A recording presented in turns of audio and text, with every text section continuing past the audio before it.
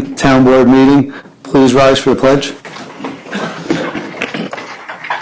I pledge allegiance to the flag of the United States of America and to the republic for which it stands, one nation, under God, indivisible, with liberty and justice for all.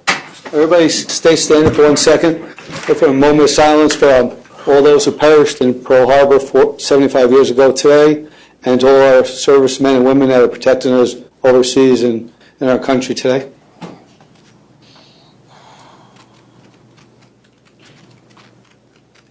Thank you.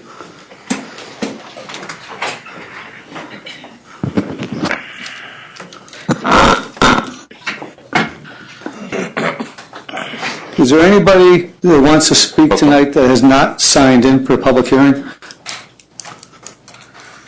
Pass that down towards Jim. Leave that in the end there. All right.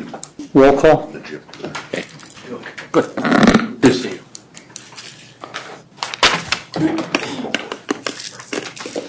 Bill Carlos, 2nd Ward. Joe Conti, 3rd Ward. Joseph Lepore, 5th Ward. Ann Shershon, 6th Ward. Felicia Salvatore, Town Clerk. John Bezos, Deputy Town Supervisor. Jim Nelson, attorney for the town. All right, tonight's agenda, the first thing we have is a public hearing for Hudson Heritage. But prior to that, the other day we went out and we gave a proclamation to Stuart Wesley Vidal, who turned 100 that day, and he was a World War II vet, and he was known for coming out every morning and hanging his flag and saluting his flag. So between the Veterans Association, the local police departments, the sheriffs, amongst a lot of other people, they held a special event for him coming out that day, and they held an event in the afternoon for him to recognize his dedication to service. So we had the proclamation, but he already has it, so there's not much for us to say, and we didn't want to invite him here. I think just about everybody that knew him went out and really appreciate what he did. Bill, was there, do you have anything to add to that, Bill? Yeah. In our country right now, there are some people who exercise their First Amendment right and sometimes do it the wrong way. Here's a man who served in the Second World War as an aviation mechanic, First Sergeant, Army Air Corps. And every day, he walks down his driveway, he puts his flag up, he steps back and salutes it. He's 100. As far as I'm concerned, that's an American hero. And I was thrilled to see everybody there that day. It was very nice to respect and show him the respect that he does for our flag every day of his life. It was a great turnout. God bless. Anybody just came in, is there anybody else that would like to add their name to the list to talk at the public hearing? If not, can we make a motion to suspend the rules for public hearing on Hudson Heritage? So moved. Second. All those in favor? Aye. Mr. Wilson? Neil's going to start with the gentleman from Hudson Heritage and give us an overview, and then we'll give everybody a chance to speak.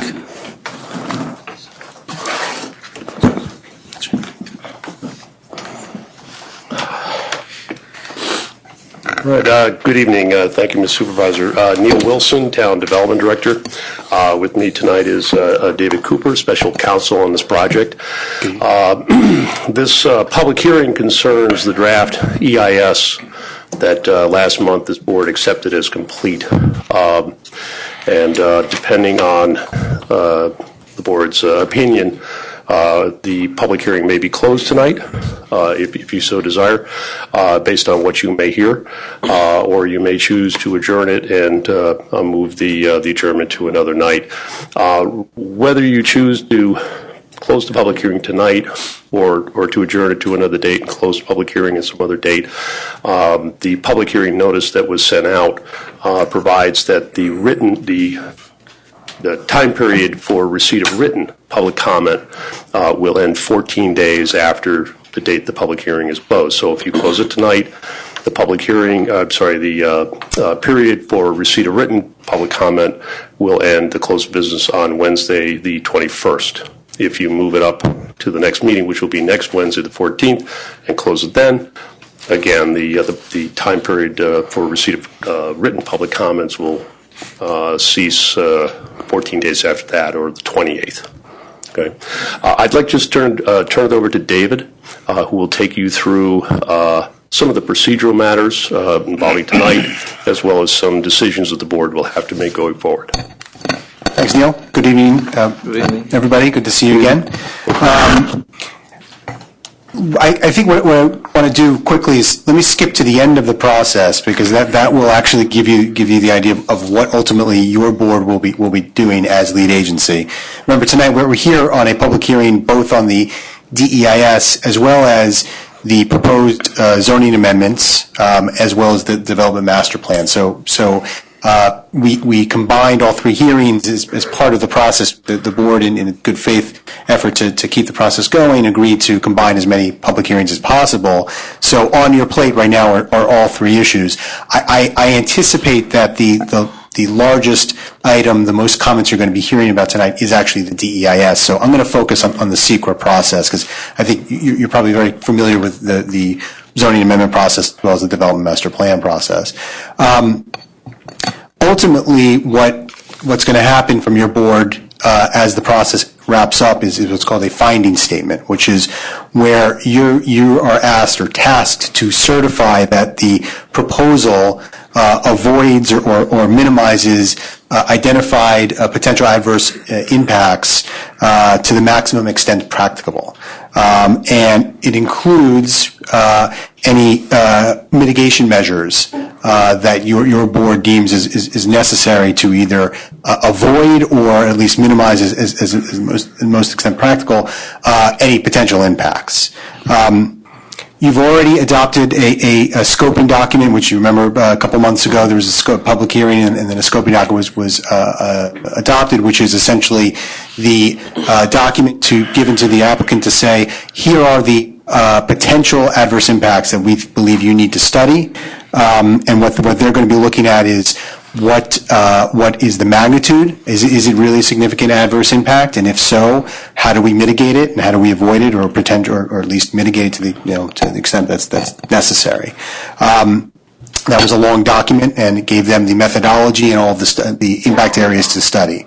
The DEIS, which is now before your board, which your board determined was complete, which just means that it has all of the information you asked for there to be in the scope. It's not a substantive judgment on what's in the EIS. That's now the process we're going through now. But there is a DEIS before you. That, as you know, has many volumes of empirical data and other technical analyses studying those impacts and proposing potential mitigation measures where they believe, the applicant believes is necessary.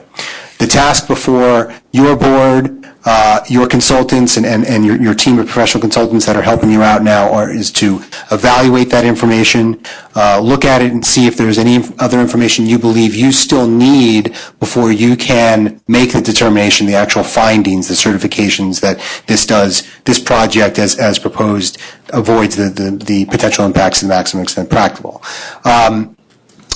It's also open for public hearing. There are involved agencies as well as interested agencies that will want to comment, as well as members of the public, and that's obviously what we're here for tonight.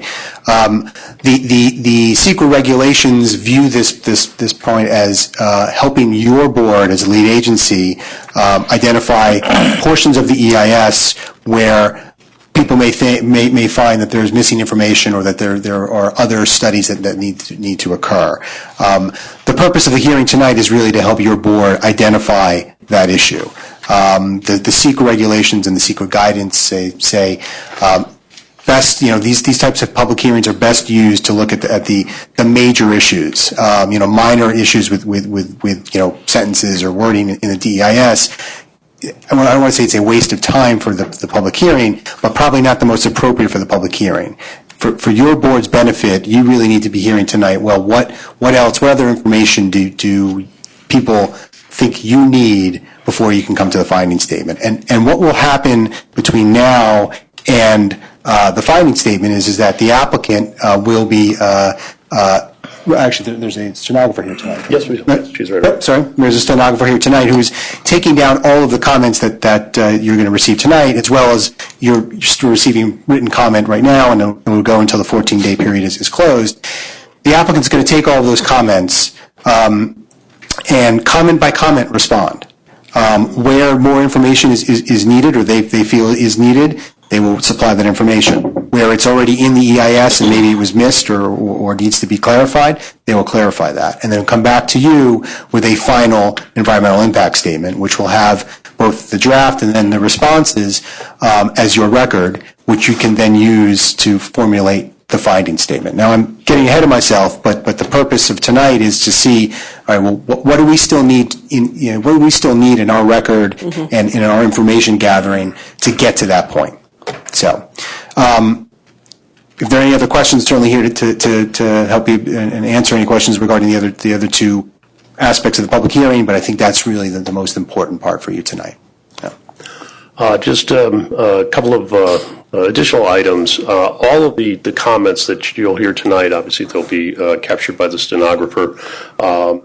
You'll hear there's a PowerPoint presentation that a digital copy will be obtained as well, and all of this information, including the transcript of the hearing and any written comments that we may receive by the close of the public comment period will be posted to the town website. We've already got a lot of information about this project posted, including the full copies of the EIS and all of the sections and the maps that go with it. So if you ever need to go back and refer to a particular passage or a comment or something, all of that will be readily available on the website. In fact, this afternoon I did receive a written comment from the state DOT. This came in very late. I'm going to give a copy to Felicia for her records, but this will also appear on the town website as well as part of the overall record. Okay, I think I don't have anything further. I'd like to turn it over to Nick Minoy and his project team for a brief presentation, if you're okay with that. Yep, that's fine. Okay. Thank you.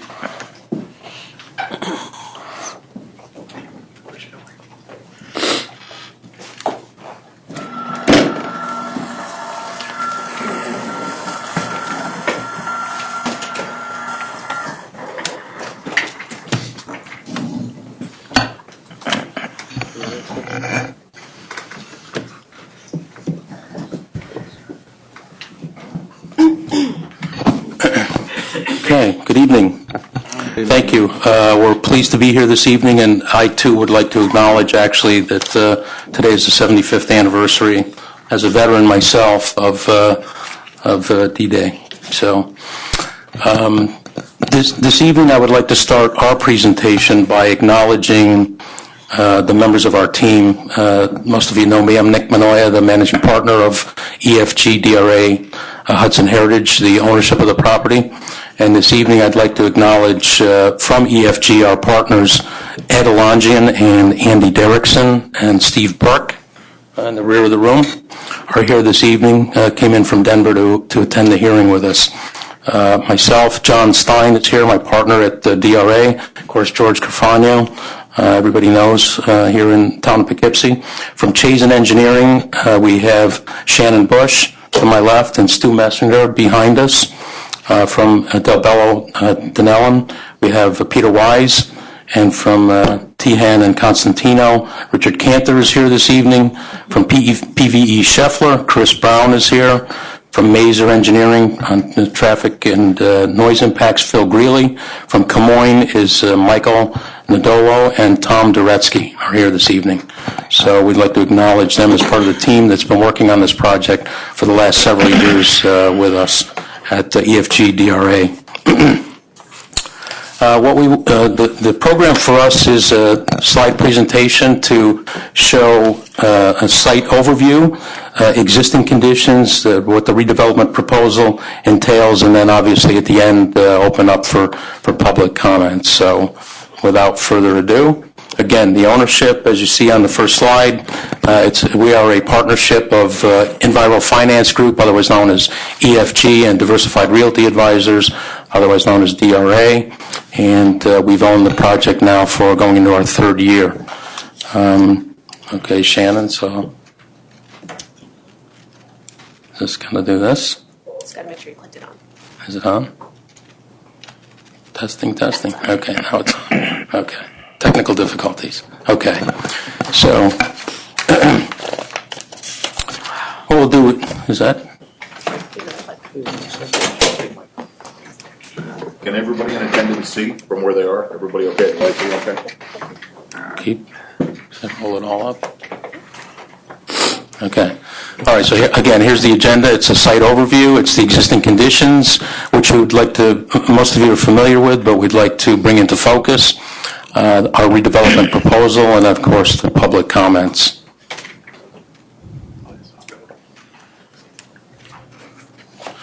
So I think everybody's familiar with the property's location. It's an ideal location just off the Hudson River on Route 9. It's 158 acres, very good proximity to local amenities, certainly the CIA, Vassar, Marist, the walkway over the Hudson, etc. Obviously a very excellent road network serving the property and in its proximity at the northern reaches of the town of Poughkeepsie. It's formerly known as the Hudson River Psychiatric Center, which opened in 1871. The property was effectively closed and shuttered in 2003. The administration building is a key feature of the property. It's a famous architecture. It's a Frederick G. C. Withers architecture. It's a Victorian Gothic style architecture. And that building, the 80,000 square foot administration building, is a National Historic Landmark, which was listed in 1989 on the Federal Register. The Great Lawn, which is just to the west of the center core of the admin building, approximately 18 acres, was an Olmsted-inspired area of the hospital site that will be part of the restoration and rehabilitation of the property.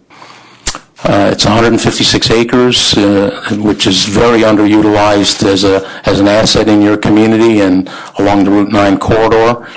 Site-wide concerns that we've noted over our ownership, continued vandalism and arson throughout the 55 buildings that encompass the site. There are numerous events almost daily, certainly weekly and monthly, of trespassers and arson and other unfortunate incidents, so it's an attractive nuisance in many, many ways.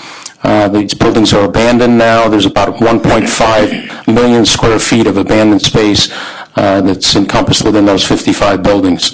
The northern portion of the property, which is kind of to the north and top part of the screen and to the right, we refer to as the northern sector because that part of the property has qualified for the Brownfield Cleanup Program, otherwise known as the BCP. It has been enrolled and accepted into the program based on certain contamination and environmental conditions there.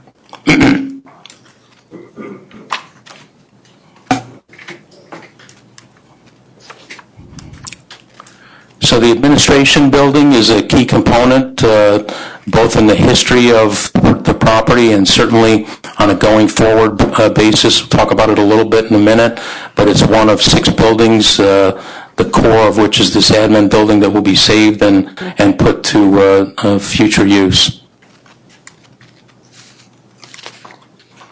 These are just some interior shots of a little bit difficult to see, but it's in rough shape. The top photograph on the top left is just a general condition of the building, a lot of lead paint, asbestos, structural. That's better. Who's got the popcorn? So all of these buildings are similar in nature in terms of their condition, some much, much worse than others. Fortunately, the admin building, which is the core of what we intend to save and is on the Federal Historic Register, is one of the better buildings in terms of its structural integrity. A lot of the damage here is mostly superficial, but it is asbestos-laden and, of course, lead paint, and does have some structural issues. The Cheney building is probably one of the more notable buildings on the site. This is the tallest structure on the site that you can see from the Home Depot and as you pass by on Route 9. This is in the core of the area that we consider the commercial development. Ryan Hall is also a structure that's adjacent to the Cheney building.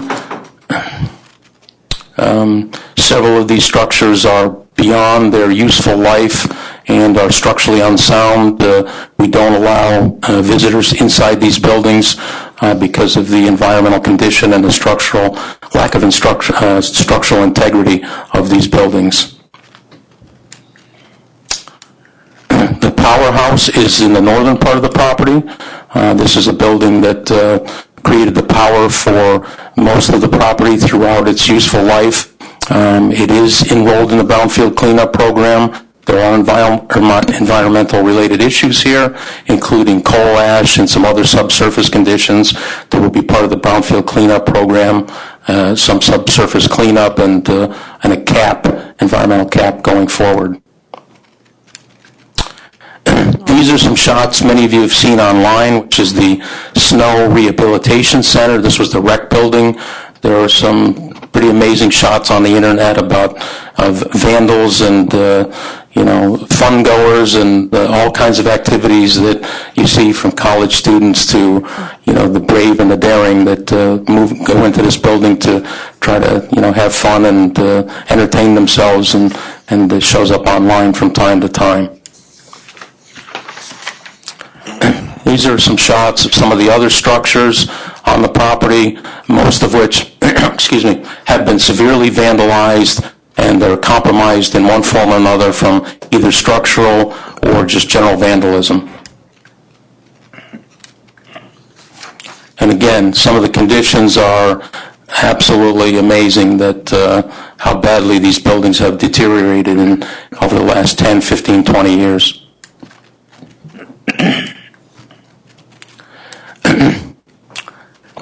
So that brings us to our redevelopment proposal and what it is that we're proposing. Again, the overall site plan and our project phasing.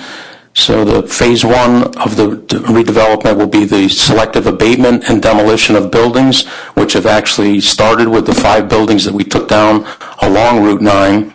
The southern portion of the property, which is highlighted in the red dotted line, is slated for 350,000 square feet of commercial and retail development. The northern portion, which is some of the red buildings and the area in yellow, is slated for residential development, and that's 750 units, including 500 apartments, 225 townhomes, 25 single-family homes, and that includes the restoration into some form of a hotel or hospitality of the admin building, which is the 80,000 square foot building that's the core of the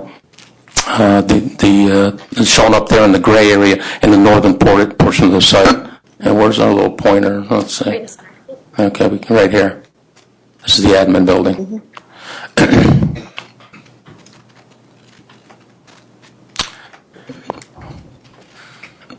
So this plan shows 65 acres of public and private open space, including the restoration of the 18-acre Great Lawn, the Great Lawn being, whoops, wrong button, let's go back there, we can.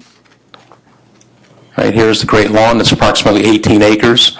Again, it's an Olmsted-inspired park. There's not a lot of historical data on it, but what information we do have we'll use to work to restore the architectural interest of the park and the landscaping that was there. And again, this is the admin building, which will be converted to a hotel. So generally speaking, again, this is the southern portion of the property, commercial development, northern portion of the property, residential development, and the admin building, which will be converted to a hotel. This plan also shows that there are 3.7 miles of multi-use pedestrian network of trails that traverse the property. Is there another plan that shows that better? Or is that the... Okay, this is the one. So it's a little bit difficult to make out because the scale here is, remember, it's 156 acres you're looking at. So a lot of these red lines, orange lines that are through here, these are all walkways that make up the 3.7 miles of multi-use pedestrian network that ultimately will connect, hopefully, to the walkway over the Hudson down through the former rail yard. So our plan is to incorporate 6 different structures that are part of the plan that was approved by SHPO. These structures are noted in yellow. I guess it's kind of a yellow color. Back in here, the director's residence, the admin building, the north tower, and several structures to the rear, which will be rehabilitated into some form of an amenity package for the residential. So again, they're listed here: the library, the entertainment hall, Avery Chapel, the director's residence, the north tower, and the admin building. These are the 6 buildings that are proposed to be saved, restored, and renovated into the various uses as we've stated here. And that plan has been approved by the State Historic SHPO. So this is the admin building, the main wing of the building. There's the North Tower, which will be some type of a lookout overlooking the Hudson River, the Hudson Valley, the walkway over the Hudson. This is the former director's residence. It's about a 15,000 square foot building that we actually have interest from the Dutchess County Historic Society to potentially relocate their operations here. We're hopeful that that's a doable situation depending on their funding, but if not, we see this as potentially another boutique hotel. The chapel to the rear of the property with the library and the entertainment hall will be part of the on-site recreation for the 750 residential units. This will be a clubhouse, a pool area, amenity package related to the residential community.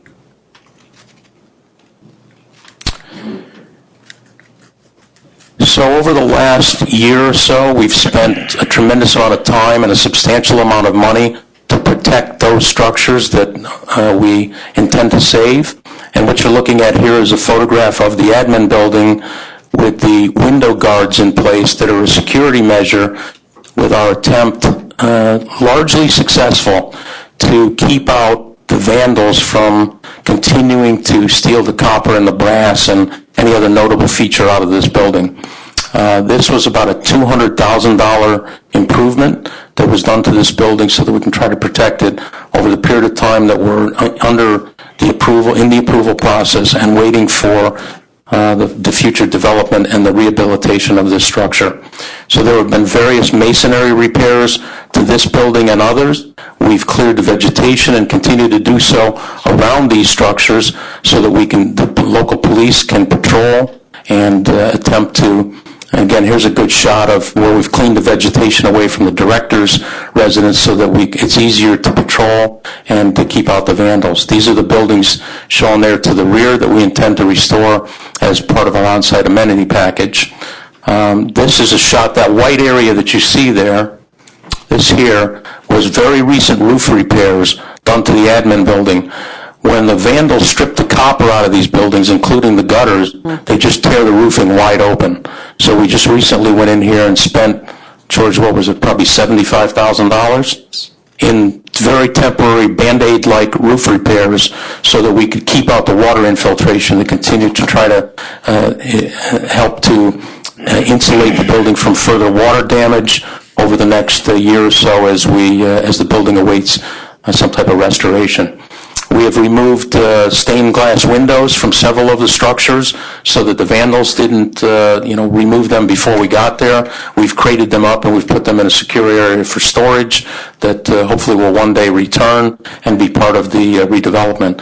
This is actually a bee's nest. These are honeybees. It's hard to make this out, but this is on the front of the director's residence. We found a tremendous beehive inside this column. We called local beekeepers. They set up a nesting operation and were able to retract the bees out of this column because honeybees are an endangered species, and rather than just plug up the hole, we wanted to retrieve those honeybees, which were done, about a month ago, George? Yeah. So these were some recent repairs to the director's residence. Again, the water infiltration, the brick wall here was collapsing. We've done a very significant amount of recent masonry repairs in order to try to bolster the structural integrity of some of the exterior walls while we go through the approval process and ultimately wait for this building to be restored. This is an overall shot of the admin building, the core of it obviously being the center of the building, which is about 80,000 square feet, which we intend to convert to a hotel or some type of hospitality use. This is the south wing of the hospital, the admin building, which of course was struck by lightning and is certainly beyond any ability to restore in any way. And this building is in the process of collapsing. The roof you can see here has a gigantic hole in it, and this building is structurally unsound. We don't allow anybody in it. So out of this entire area here, the main focus was the admin building. This is the piece in the center, the centerpiece of the entire property that we intend to save.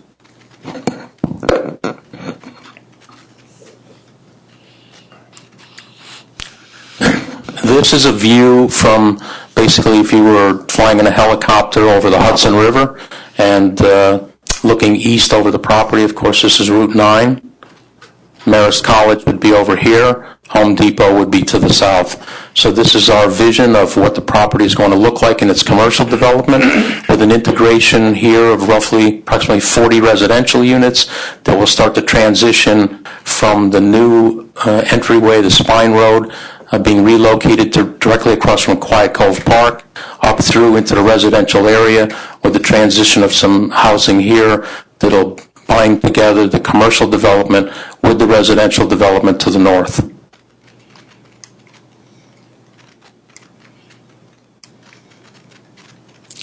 So in July of this year, we began some demolition at the site. This was the first building that was demolished. These buildings were adjacent to Route 9. We took down a series of, was it 5, George? 5 structures? Five structures were demolished that were in danger of collapse on their own. So before someone got hurt, we worked very closely with the town, obtained the necessary permits, and demolished those structures. So that was phase 1 demolition.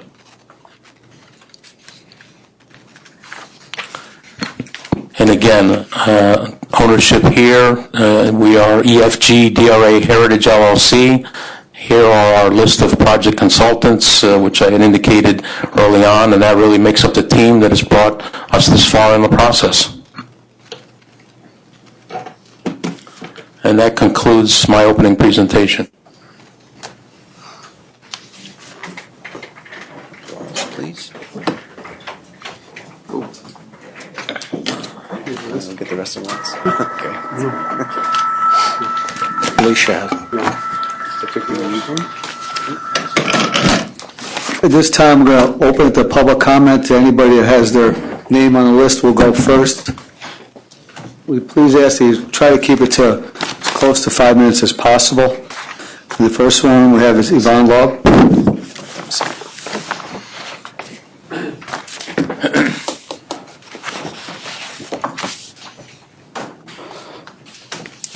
I also have a PowerPoint, so give me one moment. Yeah, you need to, she also has a PowerPoint, so you need to lower the, If you screw that in, that's- yeah, there you go. Okay.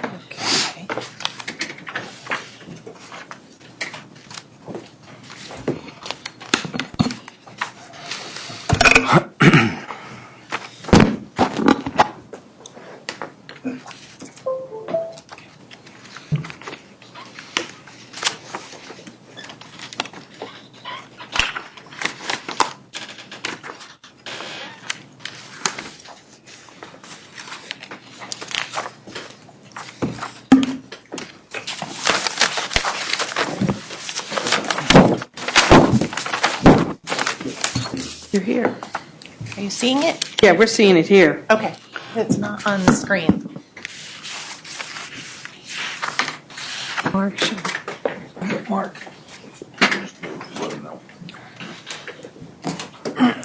2 out of 3.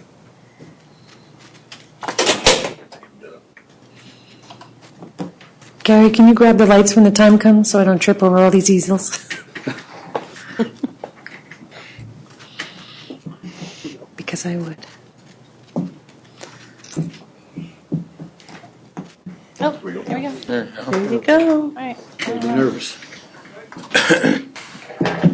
Showing my whole screen, so.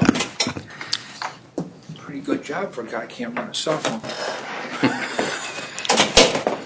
If you're going to go this way, then at least I can see my notes.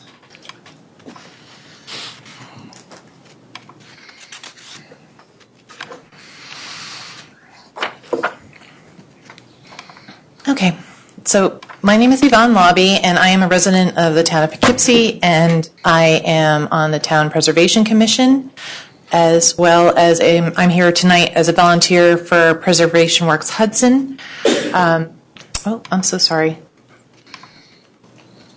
I don't know how to get this to be full screen. There we go. There we go. I wanted to prepare a little slideshow for you. It's an abbreviated version of the packets that you've received, and I will also be emailing Felicia the full version that you have and the abridged version, so that way all the versions are out there. So in this presentation, I'm focusing on the North Wing, areas for salvage and reuse into new construction, and a memorial concept.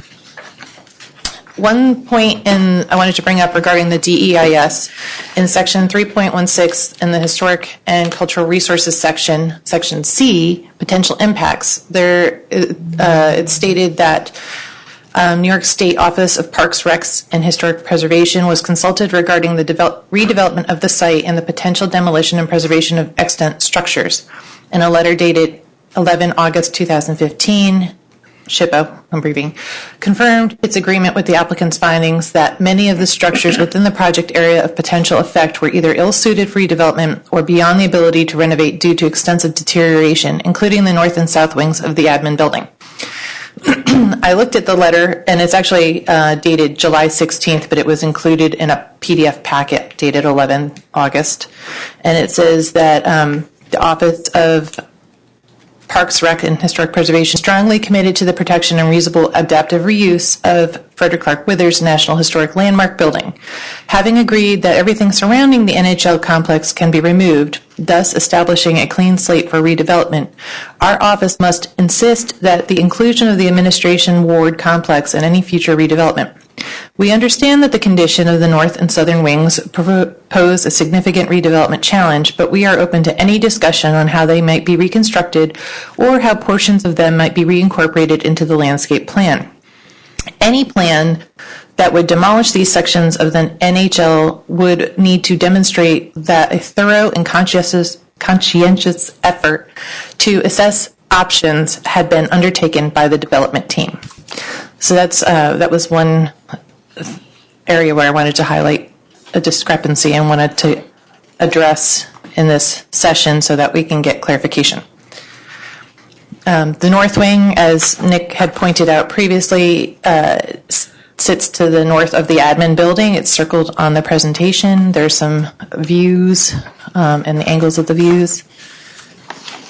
One of my concerns with the North Wing is that well, actually the whole project, to be honest, is that unless you've worked at the site or a patient at the site, a politician, or had some connection with the development or engineering of the site, most people have no idea what's on top of the hill because you can't see it from Route 9.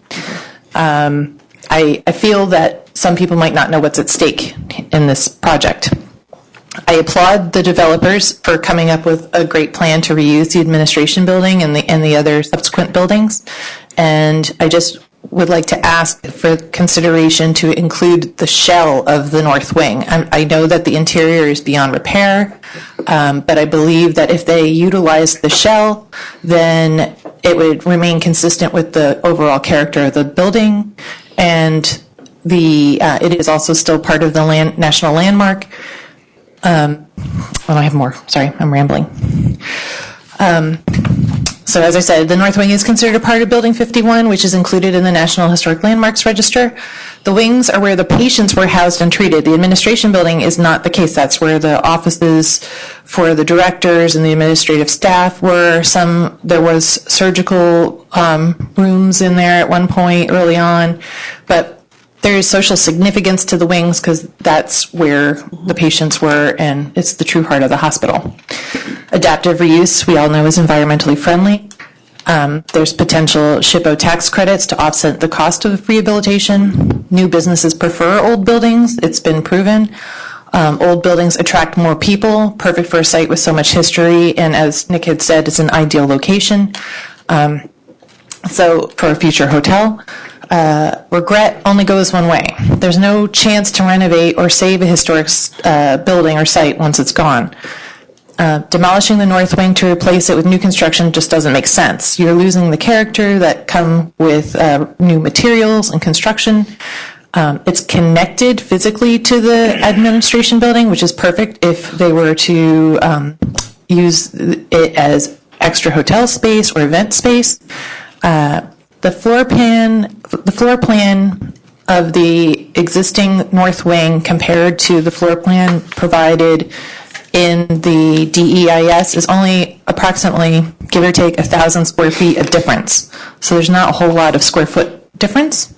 And a successful rehabilitation of deteriorated Kirkbride plans has been proven and is in the process with examples of the Richardson Olmsted complex in Buffalo with Hotel Henry, and in Traverse City, Michigan, which is seen here. This is a before and after of Traverse City, Michigan. What you see is several stories pancaked down to the ground, to basement level, and the after, what they've done to rehabilitate the building and reuse it.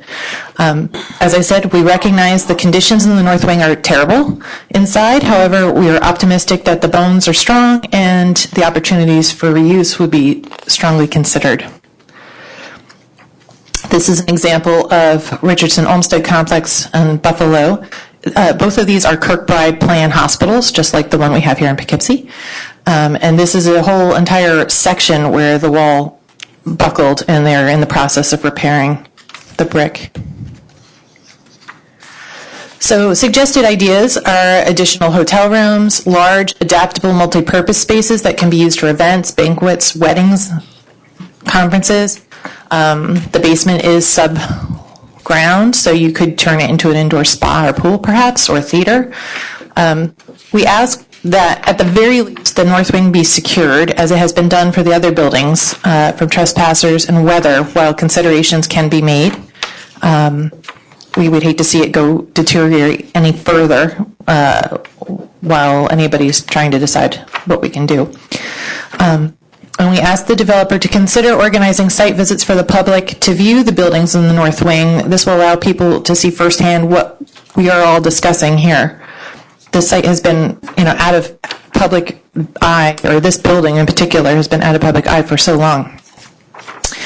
Upon reaching out to Carla Yanni, she's the leading authority on architecture of psychiatric hospitals in the United States. She's a professor and also an author. Frederick Clark Withers, I'll read just the bold parts and leave the rest for the presentation online. The north wing is intimately connected to the landscape. Removing the north wing ruins both the building and the setting. As other similar structures are lost, notably Greystone in New Jersey, which is also a Kirkbride plan, it becomes all the more important to save as much of the fabric of the Hudson River State Hospital as possible. Now onto the areas that we'd like to point out that we feel that could be salvaged and reused in the new construction. There's a number of reasons that are beneficial to salvaging materials. It just demonstrates leadership and innovation. Quality of the materials, especially lumber, is often better, resulting in better building. Cost benefits. Salvage materials typically cost less or equal to virgin materials and are usually of higher quality. Results in unique buildings. It gives the buildings more character. Green buildings as marketing tools, public opinion and awareness have increased about environmental issues. Buildings can incorporate historical associations. Obviously, this building has got loads of historic associations to it. Performance exceeding that of conventional building can be achieved, and rehabilitation of historic structures have greater economic impact than new construction. Expanding the life cycle of the existing infrastructure is becoming inherently green. And here I like to point out some areas. Now these are all shots from the southern wing, which was, underwent terrible damage from the fire.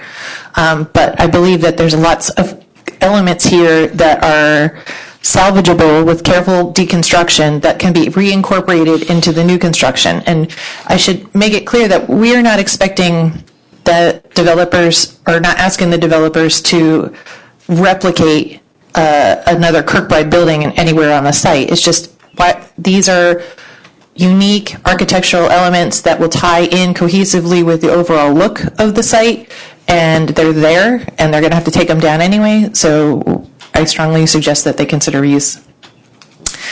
So, for example, the ironwork, any Yvonne, original I'll iron... cut you off because you have wrap it up. It's been almost 10 minutes. Yep. So anyhow, stones, stained glass, ironwork, sandstone slabs, the date stones from the southern wing, those are completely unique. The ironwork on these porches, the stones, the columns, and carved stonework are what you see on the drawings on the bottom are actually from the New York State Archives, where I went and researched. Those just go to show you that there are no cookie cutter pieces involved in this building. Everything was drawn out and made specifically for this building, making it truly unique. And then we show some examples on ways you can reincorporate the salvaged use. For example, there's going to be so much brick left over on this site that maybe you can wrap the facades of the non-frontal views of the box stores to try to make a cohesive look. Use the slabs for bench tops or fence caps or planter edging. Iron guards can be used as privacy screening around the hotel or trellises and other decorative kind of unique elements. Other areas to reclaim items in the outbuildings, particularly 6 and 7, those are the entryways to Ryan Hall and Poucher. They are unique architecturally, and another site suggestion would be to use those or reincorporate them into the apartment buildings and maybe call one apartment building Poucher or one apartment building Ryan Hall, and it would then reflect that entryway. And then lastly, we strongly urge the developers to consider a memorial on the site. There's a lot of history here. Going back to Franklin Roosevelt's father, James Roosevelt, he owned the property originally. The ruins of the mansion are denoted on a Samuel Backus drawing that's in the New York Archives. There's the nursing school, just the Kirkbride plan, innovations in mental health care are important, and of course the architecture itself is important. So if there is some way to incorporate this either as a standalone memorial or an open tower, Nick had mentioned the tower, that's a possibility as well. And I think that's it. We welcome any discussion. No, thank you for all the time and effort you put into that. Yeah.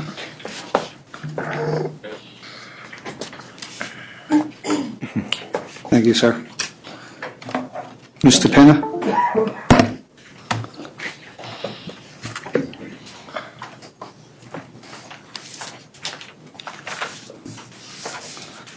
Good evening, everyone. I'm John Pinna, your town historian and the chair of your Preservation Commission, also live in the town of Poughkeepsie. I just wanted to make some comments. One is, I want to mention that the developers have been, I've had a number of meetings with them. I applaud their willingness to listen to suggestions and incorporate some of the ideas that I've brought through the commission as well as the historian. Important, and I believe they understand the importance of the history of the site. It's important for all of us to understand that Poughkeepsie has no center, really, and whatever we can preserve historically brings people to our town. It's good for business as well.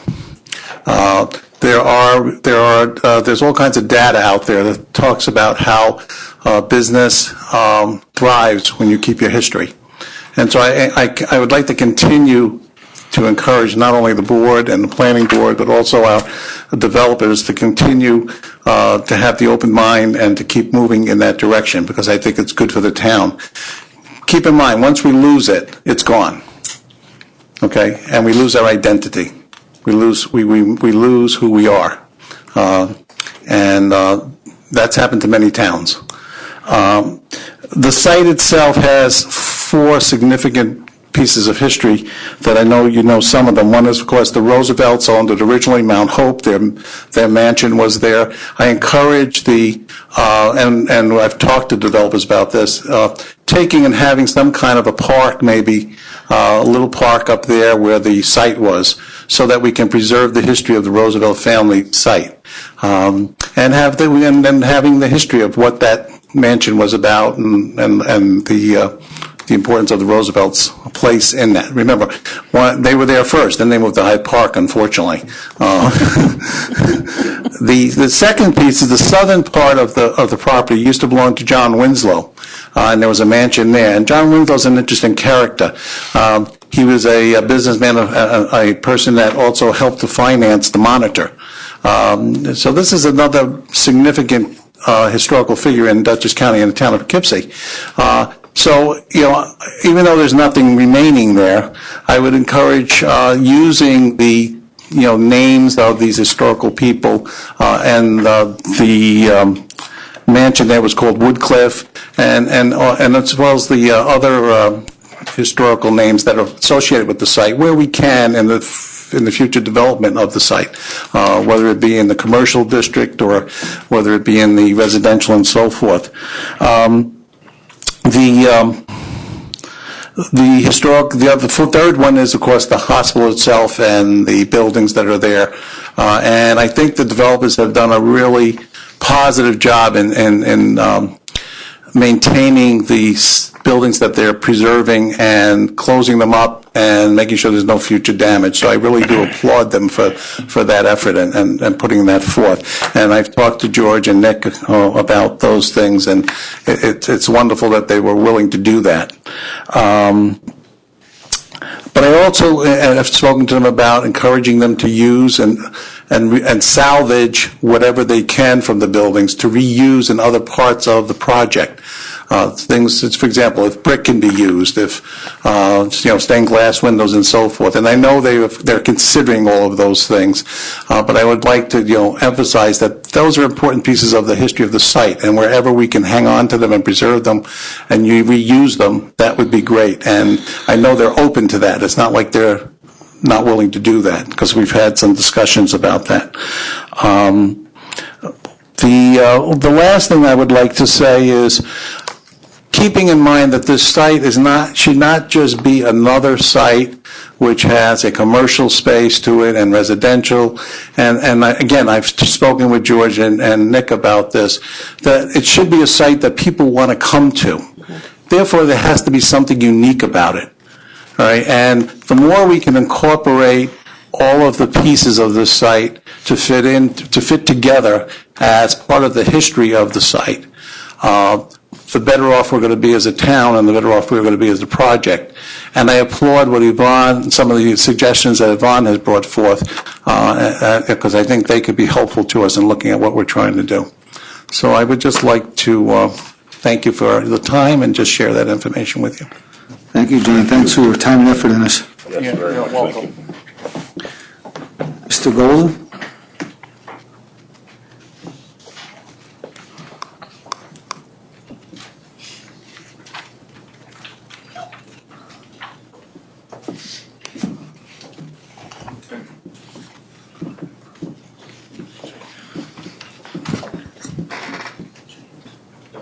There are multiple copies of this one.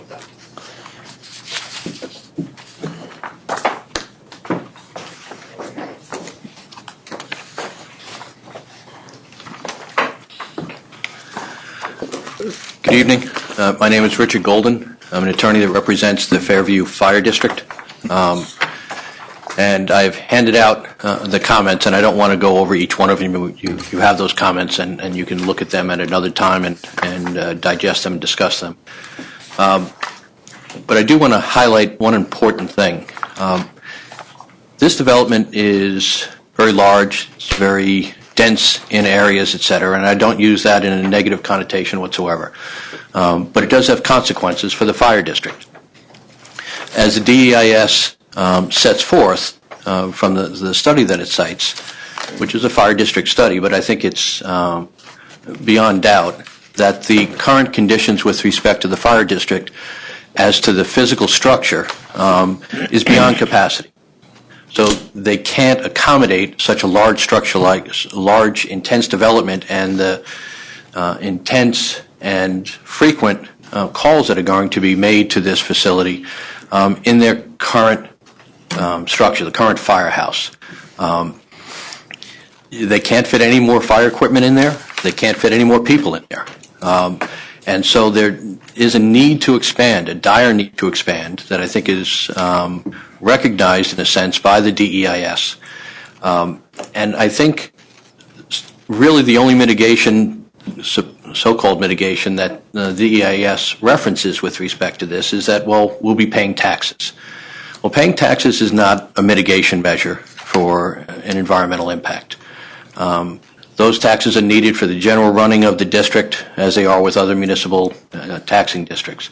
There are unique demands that would be placed on the Fairview Fire District as a result of this project.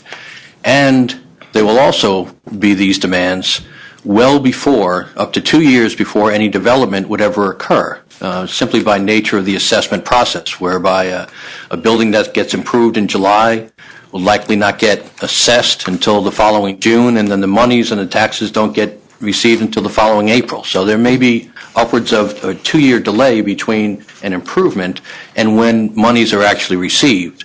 But those monies those monies are needed, but there's also a dire need, as I said, to go ahead and expand the current firehouse or put alternatively a substation on the property in order to make sure that the fire district has the capability to go ahead and obtain the equipment, enlist the firefighters necessary and the ambulance personnel in order to go ahead and be able to address the needs, as well as during development. There are going to be needs. There are going to be needs for both fire and ambulance while this is being developed before there's any certificates of occupancy being granted.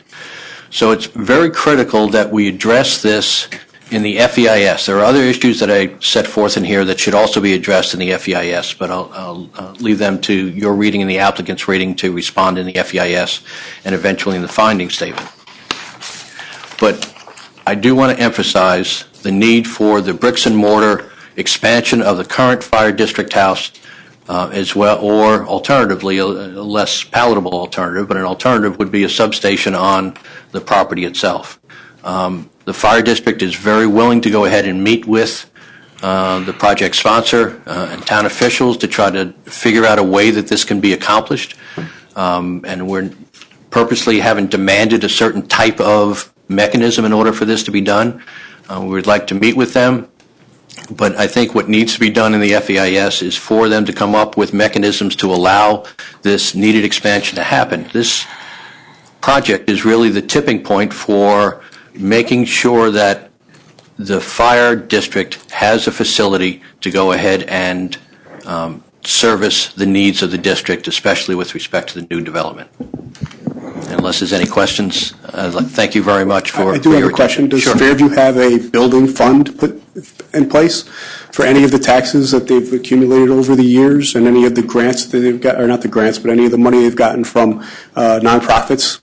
They do have a building fund, as I understand it. I don't know how much is in that fund, but certainly when we sit down, we can have all that information ready and try to work out a plan so that we can go ahead and make the necessary addition. This property went back on the tax rolls when it was acquired by the private entity. Do you know how much tax has gone to the fire district since they've acquired it? I don't know the answer to that question. I can find out, but I don't know the answer to that question. That would be an interesting number. And plus the number of calls that you've had there since they've had it. Well, I know there's been a fire. Oh, there's been more than one, and as we noted, there's quite a bit of calls on the property. But I think to determine how much income the fire district's had in taxes from that property is germane to the conversation. I think it's absolutely germane. Okay, and as is the taxes that they'll ultimately be paying and what type of phasing and the taxing that would be attached to that phasing. Those are all relevant. But what I'm saying is that that alone is not sufficient to go ahead and address the impact of this project in the current state. To continue where Mr. Sphone said, that the fire district has done nothing in the last few years to be prepared for development. They need to have some kind of a preparation and be ready for developers like this. They haven't done anything. You know, we keep hearing about Fairview all the time, but they need to be prepared for development in the area. Joe, I agree, but before we go down that Hooten Road, we should sit down and hold an actual discussion with the department and with everybody and involved parties and see where they are. I've had many calls with, discussions with the chief up there, and he is addressing some of these issues. So I think we sit down and actually see what he has on paper, and we discuss this with him as we go through this process. Yeah, they have, I appreciate that, and I think that is necessary. They certainly have not been ignoring this issue, but there's only so much that can be done. They can't go out and start raising taxes in anticipation of a project that hasn't even been approved yet. I mean, there are legal aspects of But I this and understand controller that, but they issues with need to, respect to this. we need new jobs, we need new, fresh money, and the district needs to be ready for that, like anybody else. So that's my suggestion. The district isn't coming out and saying that this shouldn't happen. They're not trying to oppose this. They're simply saying that there is necessarily, by this development, being as large as it is, it creates certain problems. Now, if the district was at a point 40 years ago in which there was ability to go ahead and add equipment in the current space, et cetera, we wouldn't be where we are now. But as I said, this is the tipping point where we can no longer even put more equipment that would be necessary or more personnel would be necessary in the current facility. If I may, Mr. Wilson, is there a point in our schedule where we will actually have the fire people here for this discussion?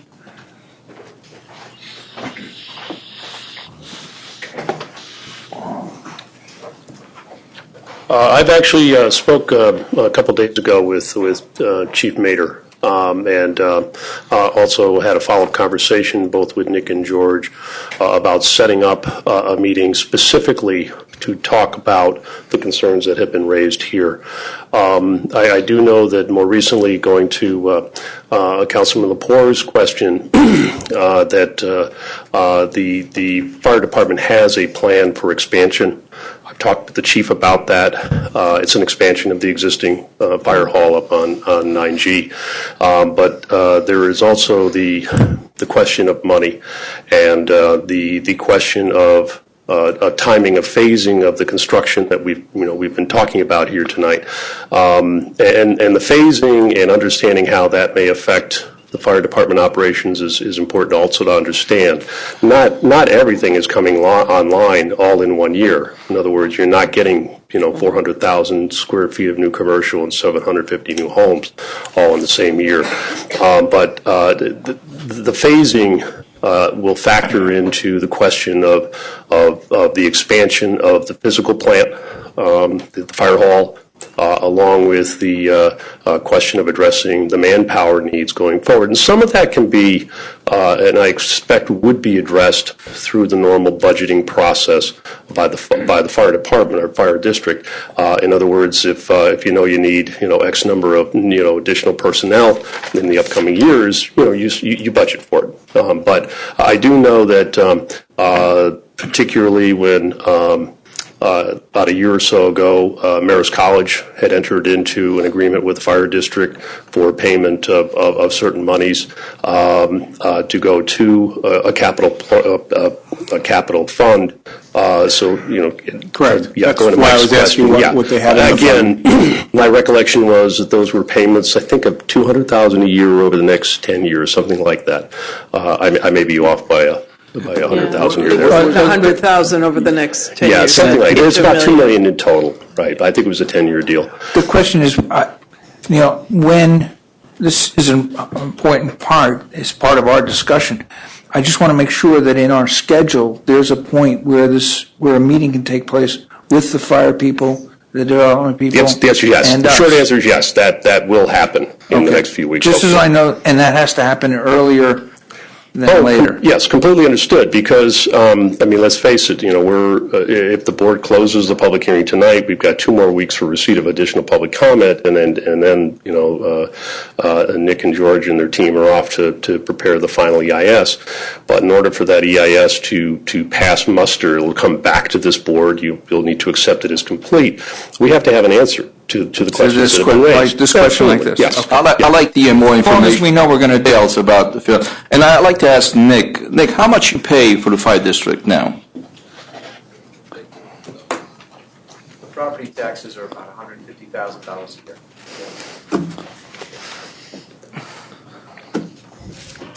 Yeah, but And keep in that's mind, not- I mean, that's that- not what goes to Fairview, though, so, I mean, they're. Well, Yeah, I so know it's- it doesn't, I mean, I'm sorry, I meant to say that the fire district, I apologize. Not sure what the breakdown is, but Okay, I apologize. Just got it.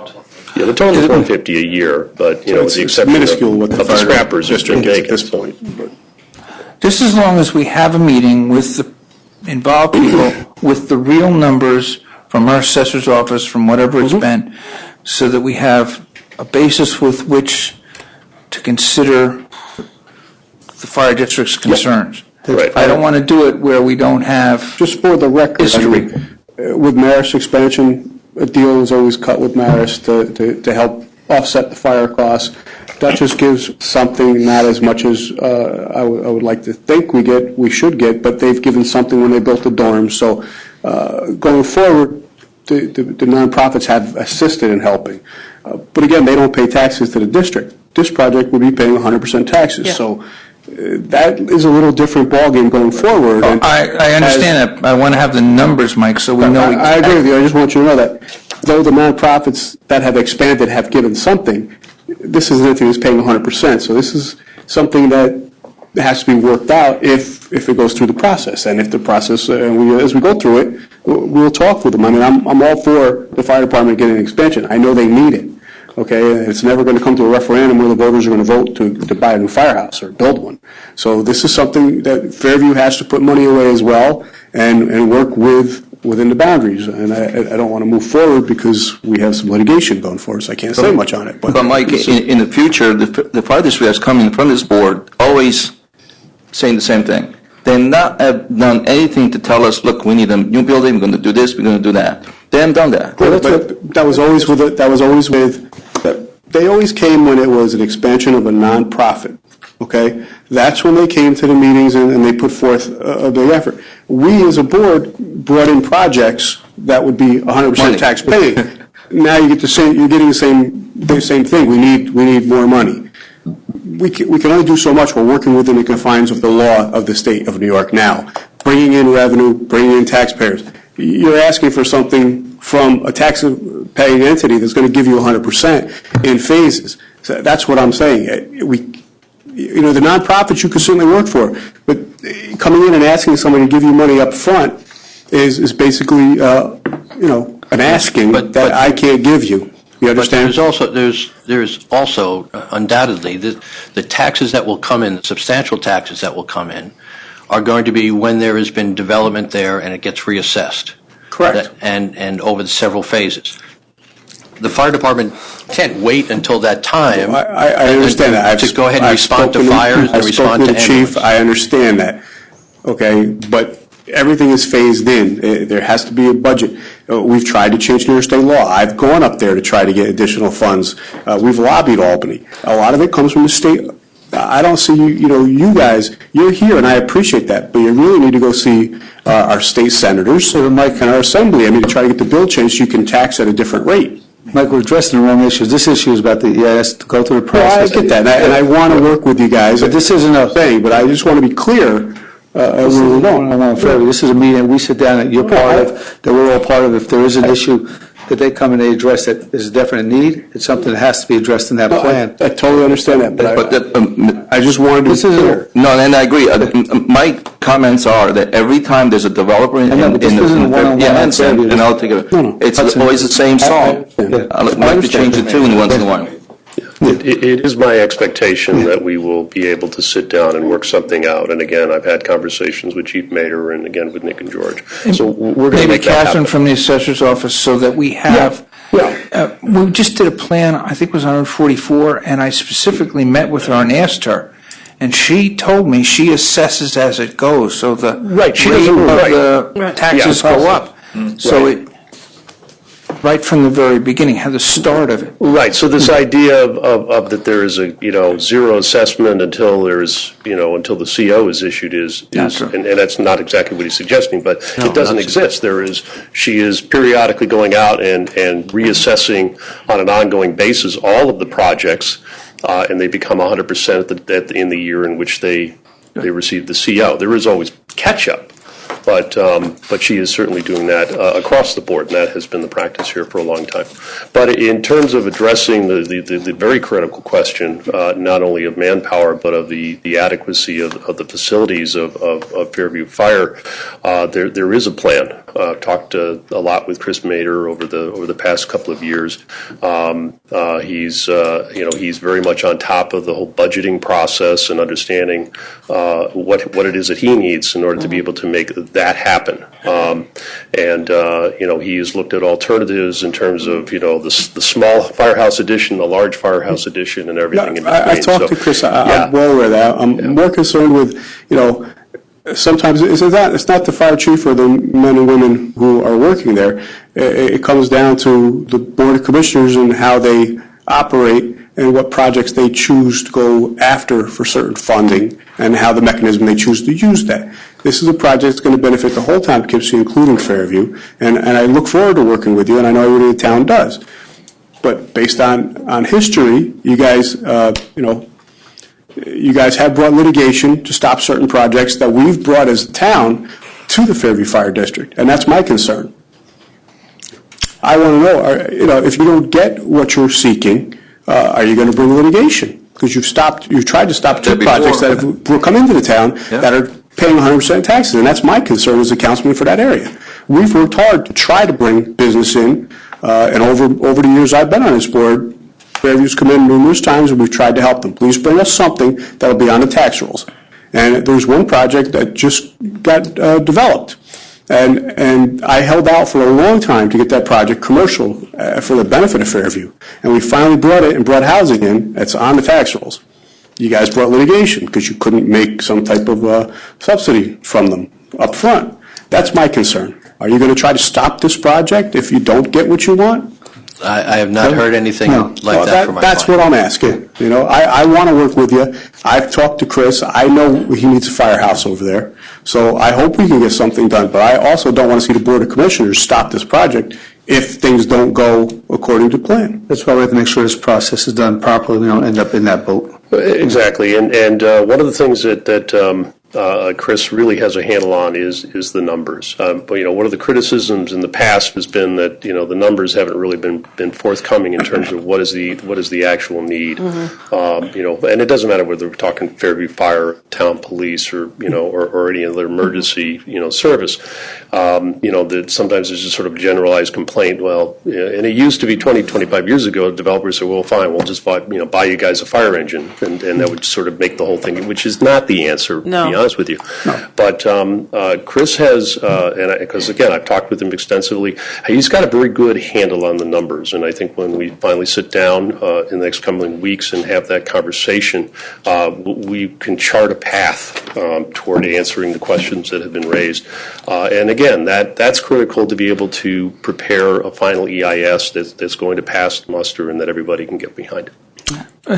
Mr. Golden, you can rest assured your client that their concerns will be considered, and they're welcome to come to that event and bring the numbers with them, their plan. They will. They'll be very much they are. And rest assured, tell your client that this board will absolutely consider their concerns. Thank you very much. I very much appreciate it. Thank you. Thank you for the time. Thank you. Is there anybody else that would like to speak at this public hearing? Nobody else? Make a motion to resume the rules? So move. Those in favor? Aye. Yeah, well, I'd like to make a comment too on the developers. I really appreciate you adding the North Tower to your list of buildings to be saved. I know you've worked really hard on this project, and I hope you do consider saving the North Wing. I understand it's got a huge hole in the roof. It is immense. I know it's in terrible shape, but right now the town has a real need for event space. So it's something to consider. I think it'll be commercially very viable, especially for the hotel. I think it'll attract people because it's unique, it's interesting, and that's one thing too. I understand you're not going to be able to save everything, and reusing bricks, well, we'll see. But if you could somehow echo in the architecture, the architecture's there, just to have some continuity, it'll make your development very unique. And people like unique. People like interesting. When I go home to Wisconsin, I can't tell you how many times I drive through these commercial strip districts, and it looks just like Route 9. We could pick up Route 9 and drop it anywhere in the Midwest, and no one would know. I go through state after state. There's no way I know I've changed states because it all looks the same. Sorry, new, I know a lot of people love new. New can be very generic. So this way too, if you can make your project unique, it will attract people, it will be successful. And the last thing I'd like to throw out there is I love the Powerhouse. I think it would make a dynamite nightclub, and I know that's probably not going to happen either. But just wanted to throw it out. Thank you for your comments. Yeah, and I like to also comment about, thank you for the presentation, Nick, I think it's excellent. And with Yvonne, the comments too, when I was on the planning board, I suggest to Nick to save those bricks and and it's a beautiful architectural. But for the Yvonne comments, you can only fix so much. I mean, for the long run, you have to be careful you don't want to put a Band-Aid just because of that. There are some buildings that you have to start from scratch. You have to start from, because as far as the cost, it's probably beneficial just to tear it down and start fresh. And I'm hoping, Nick, you can put a building, I'm not saying similar to the one that you take it down, but close to it, because it is a beautiful site. I visited the site. There are some buildings that you cannot, and I mean it, cannot repair. So thank you again. Thank you for all you do for us. And again, thank you for coming to Poughkeepsie. Thank you. Mike, any more comments? Joey, any comments? Bill? Everything that's been said. Are we going to close the public hearing? Are we going to extend it We'll for? discuss it. Do you have any comments in relation to this public hearing? No. Well, Nick, I want to, thank you, and listen to Yvonne's comments, and Joe, you know this firsthand, the most you can save is the best that we can have is our history. And Ann brought it up, the diehard. Joe himself has personally saved the building in the city of Poughkeepsie. It's a pleasure to go in there. And if you look, and if you can't save the building itself, if you can take the architecture of the building, which some of the stuff you are saving, and do the best you can, even if it's a facade or something in the front, the more you can save, the better it is. And I don't know who made the comment in the beginning that people look forward to going into buildings like this. Everybody doesn't want to just go into your typical restaurant that's a chain.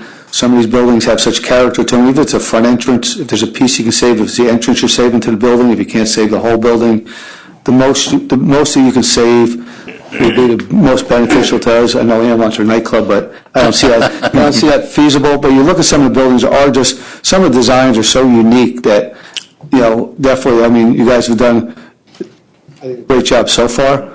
But if you go back and you take another look at some of these buildings, there are different parts, and you do a design to your buildings that save anything would be definitely beneficial to the project, because I think it's a phenomenal project. Thank you. As far as what it looks like now. Honestly, we wish there was more to work with. The buildings are so far gone for the most part that we're doing the best we can with what we have to work with. Had we been here 10 years earlier, or whatever number of years it would be, that there was more left of the buildings before they've lost their structural integrity, then more could be done. But we're taking what we have that, was delivered to us, so to speak, and we're doing the best we can. I have to say that Yvonne and John's comments are well placed. We've seen that presentation before, an expanded version of it. We think it's very good. It's very well thought out. There are a number of features that we intend to incorporate. The difference between full demolition and removal of particular pieces that are unique and interesting is not that big of an issue. So we are looking at those pieces. We will look at them. We understand the history. There's a lot of history. Some of it not so nice in terms of its use. It wasn't like it was a wonderful place, but there is a tremendous history to it. I think many of you know my parents actually worked in a psychiatric hospital in Binghamton for most of their careers. So I'm personally familiar with the history of these things over time, and they don't have some of the history is not so wonderful, but it is history and it is local. I also want to say that we understand the Fairview Fire District's issues. I'm not sure we can get there the way that they're proposing that we probably get there, but we do have to sit down and we do have to work it out, and I'm confident we'll get there. Lastly, I want to thank the supervisor and the town board, all of the staff and the various departments and the residents, the town of Poughkeepsie, for embracing us as the developer, working with us as closely as you have. It's a very, very complex project. It's got a lot of moving parts. Neil, everybody in town has been fabulous to work with, and we intend to get to the finish line with this project, unlike others before us. So thank you for your support. Thank you, and thank you for listening to all the comments tonight. No. Shoot. Come on, Neil, you had something to say? Yeah, if I could, if I maybe ask David Cooper to just step back up. I think at this point where the board has a decision to make about adjourning or closing the public hearing, but just to kind of add maybe to the confusion or not, what we actually have are 3 individually noticed public hearings tonight. We have the one on the DEIS, which is the sort of the real critical path, shorter path perhaps, but also the notice included public hearing on the development master plan as well as the text amendment that was included as part of it.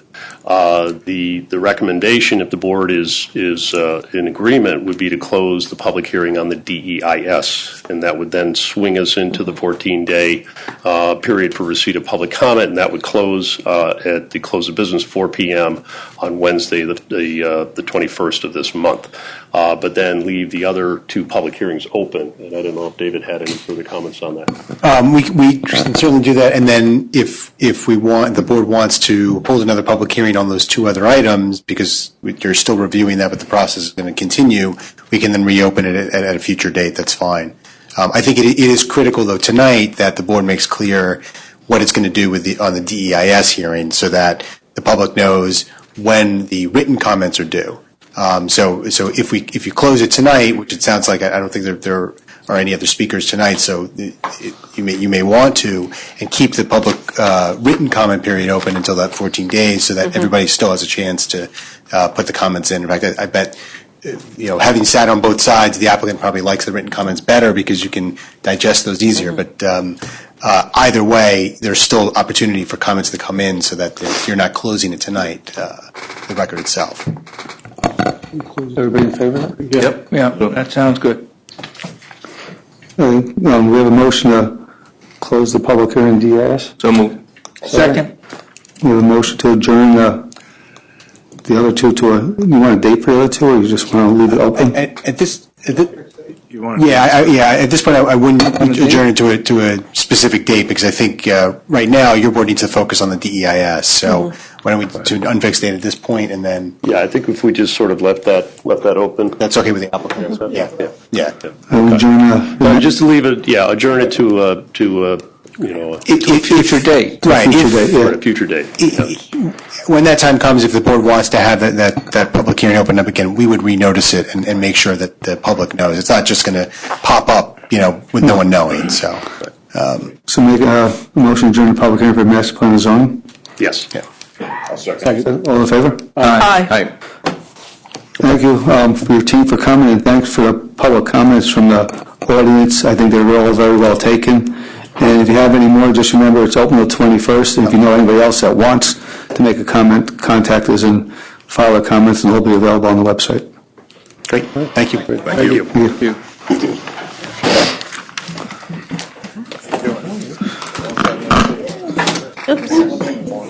A few more copies of this? That was the right thing to do. Oh, because what I... Right under your, right by your Oh, did you? Merry Christmas. Okay, sorry. Oh, no problem. Certainly feel free to look out. I have the 3 speakers, but Yeah.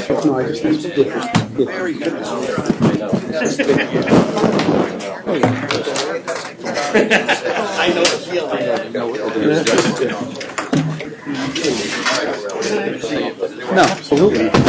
should we leave these with the report?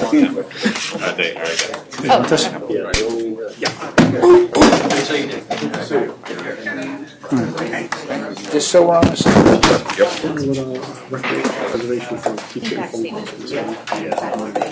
Charlie's looking at it. You want the rest? You can have them. Take them all. Every time, I think the first time he told me I got pizza sent to my house, I'd be fat. Is that Sammy? He told me today to remind you. No. pulled today too. I told them how they were getting the interest. Come on, Neil, push these people. Christmas coming. No, we're not. We'll just give him a second.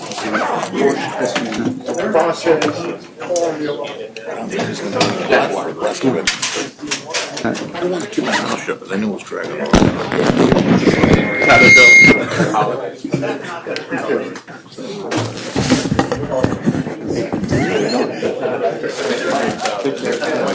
Did we lose Ann?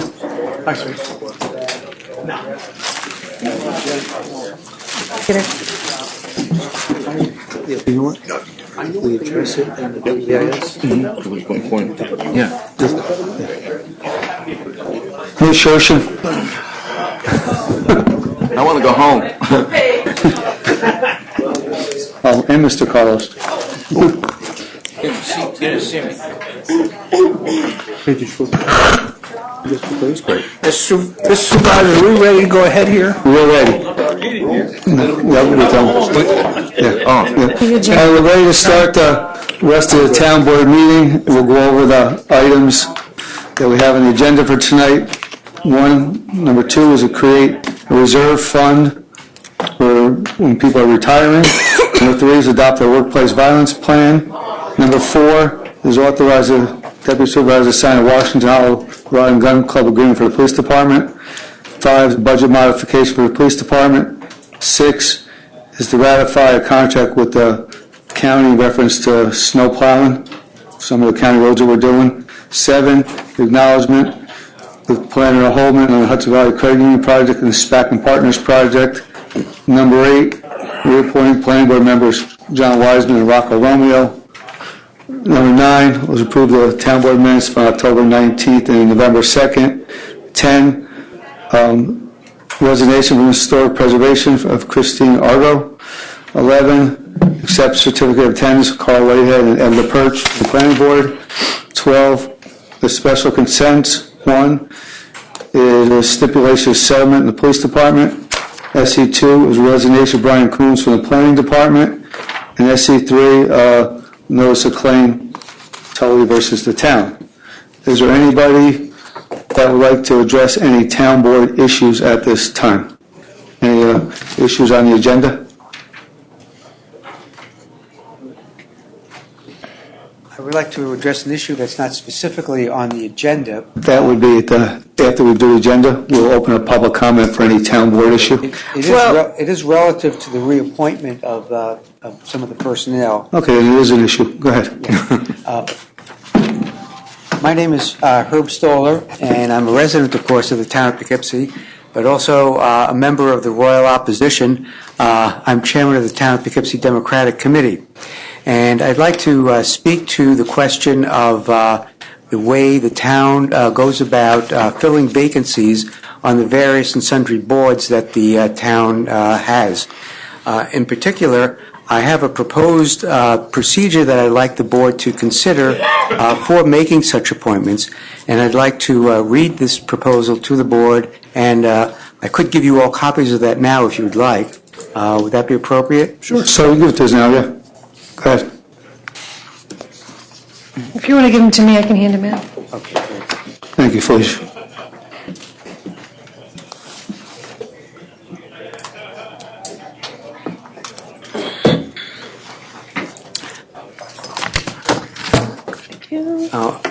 I think we are all interested in seeing to it that all the various boards that are important to the town's proper functioning, the planning boards, the zoning boards, et cetera, are functioning at the highest level they possibly can. And therefore, I think we all want to have people appointed to these boards, the best people from the town that are interested and have the expertise in those areas. So that is the spirit in which this proposal is made. So let me just go down the enumeration of this procedure that I'd like to propose. Number 1, post a notice on the town website and send it to the Poughkeepsie Journal and the Southern Dutchess News stating that applications for the vacant seat would be accepted until a set date and should be submitted to the town clerk. 2, applicants should be asked to submit a letter of interest and a resume. 3, current board members could each submit a question to be asked of all the candidates to the town clerk. 4, at a public hearing in the form of a candidates' night should be held. Board members should sit at one table, applicants at another. The supervisor should ask each candidate in turn the question number 1, then the supervisor could continue by asking the different candidates succeeding questions. And finally, 5, the decision should be announced at the next board meeting after a formal vote appointing the chosen candidate. I think this, the spirit of this is to provide a certain amount of transparency to the process. I think in recent elections we've seen people are unhappy with decisions being made behind closed doors, and would like to see these kinds of things being done out in an open public forum. I have a question for you, Sure. sir. Have you know anyone that applied for an opening position for the various boards that they were not, do you know anybody that applied for a... Well, I'm concerned about the publicity and notification of the vacancies for these boards so that the widest range of possible people could come forward and make their expertise and interest available to the town. Yeah.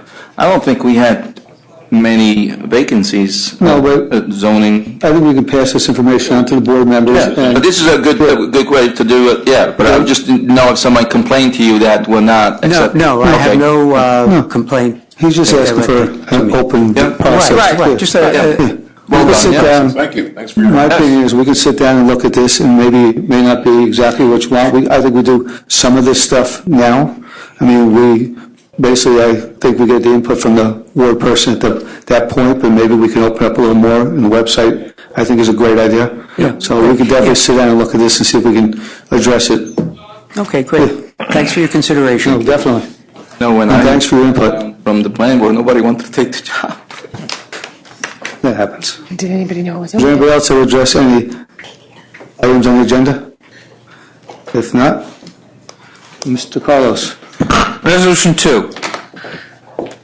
Whereas the town of Poughkeepsie employs individuals whose terms and conditions of employment are governed by a collective bargaining agreement, employment contract, or the town employee handbook, called designated employees, any and all of which provide for some entitlement to be paid in cash value of certain accrued but unliquidated paid time off upon termination of service with the town, whether by retirement or otherwise. And whereas prudent fiscal planning calls for the establishment of an employee benefit accrued liability reserve fund in accordance with 6P of the general municipal law to fund these payments, now therefore be it resolved that the town of Poughkeepsie does hereby create a reserve fund to be known as the Employee Benefit Accrued Liability Reserve Fund, and the funds deposited in such fund shall be used to fund accrued employee benefit payments due the designated employee upon termination of service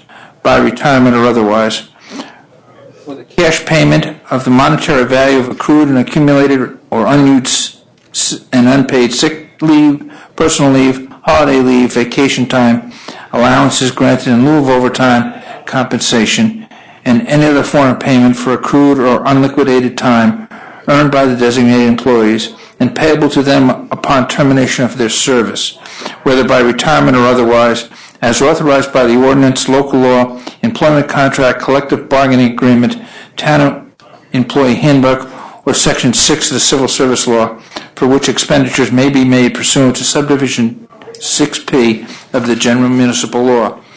It is further resolved that there may be paid into such fund, A, such amounts as may be provided by budgetary appropriations, B, amounts from any other fund authorized by the general municipal law by resolution subject to permissive referendum, and C, such other funds as may be legally appropriated.